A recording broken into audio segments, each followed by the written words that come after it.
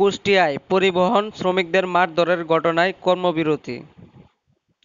পরিবহন শ্রমিকদের মারধর ও বাস ভাঙচুরের প্রতিবাদে কুষ্টিয়ায় অনির্দিষ্টকালের জন্য কর্মবিরতির ডাক দিয়েছেন পরিবহন শ্রমিকরা।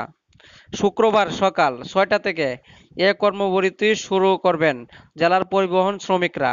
জেলার পরিবহন মালিক সংগঠনগুলোও এ কর্মবিরতির সমর্থন জানিয়েছে। এতে অভ্যন্তরীণ রুটে বাস বন্ধ থাকলেও শুধু শুক্রবার ঢাকাগামী বাস চলাচল করবে, কারণ ঢাকাগামী বাসগুলো টিকিট বিক্রি করেছে, তাই সেগুলো শুধু একদিন শুক্রবার চলাচল করবে। এর আগে চলমান দ্বন্দ্বে জেরে বৃহস্পতিবার বিকেলে কুষ্টিয়া মেহেরপুর সড়কের মিরপুর উপজেলার আমলাতে সিএনজি অটোরিকশার চালকরা দুটি বাসের গ্লাস ভাঙচুর করে। এর প্রতিবাদে সন্ধ্যায় মালিক শ্রমিক ঐক্য পরিষদের ব্যানারে কর্মবিরতির ঘোষণা দেওয়া হয়।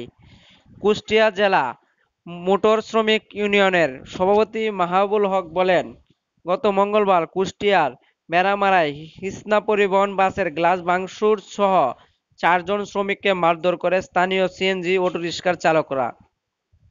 এ ঘটনাকে কেন্দ্র করে অভ্যন্তরীণ রুটের বিভিন্ন জায়গায় মারধর ও বাসের গ্লাস ভাঙচুরের ঘটনা ঘটে।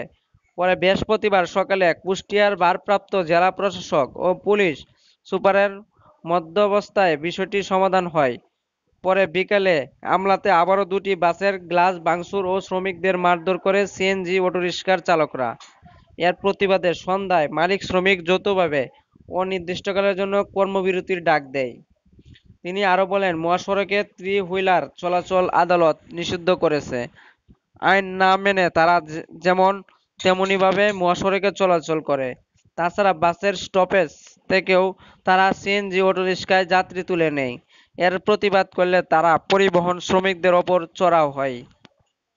তাই মারধর ও নিরাপত্তার অভাবে শ্রমিকরা কাজে যেতে চাইছে না। কুষ্টিয়া বাস মালিক গ্রুপের সভাপতি আখতারুজ্জামান বলেন, শ্রমিকরা সিদ্ধান্ত নিয়েছে সুষ্ঠু সমাধান না হওয়া পর্যন্ত তারা কর্মবিরতি পালন করবেন। বেড়ামারা সিএনজি স্ট্যান্ডের নেতা সানোয়ার বলেন, পরিবহন শ্রমিকদের অভিযোগ মিথ্যা। আমাদের উচ্ছেদ করার জন্য শ্রমিকরা উঠে পড়ে লেগেছে। উল্টো কুষ্টিয়ায় সিএনজি অটোরিকশার চালকরা গেলে চাবি কেড়ে নিয়ে মারধর করা হয়েছে।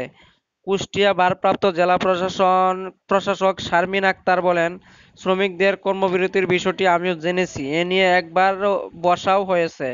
তারপর কেন এমনটা করলো সে বিষয়ে খোঁজ নেওয়া হচ্ছে।